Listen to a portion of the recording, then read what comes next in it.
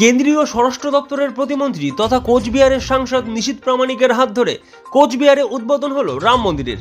মন্দিরকে কেন্দ্র করে রীতিমতো সাজো সাজো রব জেলা জুড়ে।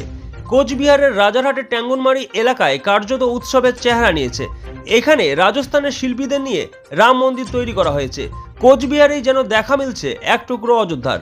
সকাল থেকেই কোচবিহারের বিভিন্ন এলাকার মানুষ শোভাযাত্রা করে এই এলাকায় জড়ো হচ্ছেন। রাম মন্দির উদ্বোধন নিয়ে উচ্ছ্বাসিত কোচবিহারবাসী। পুজোর মাধ্যমে মন্দিরে উদ্বোধন হলো এই দিন। যদিও বা এই প্রসঙ্গে কটাক্ষ করতে ছাড়েনি উত্তরবঙ্গ উন্নয়ন মন্ত্রী উদয়ন গুহ। তিনি তার সোশ্যাল মিডিয়া ফেসবুক পোস্টের মাধ্যমে অযোধ্যার রাম মন্দিরে নিশীথ প্রামাণিকের অনুপস্থিতি নিয়ে কটাক্ষ করেছেন।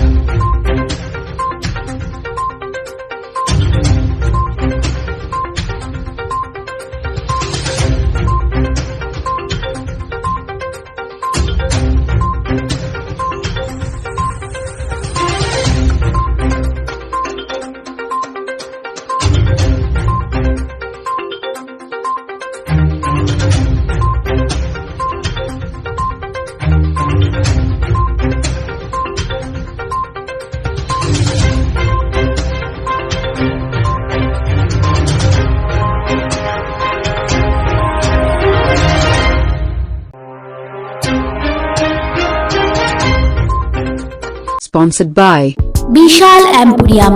যুগ বদলেছে জীবনের ধারা। তাই নিজের ঘরকে শৌখিনতায় মুড়ে ফেলতে চলে আসুন। Co-sponsored by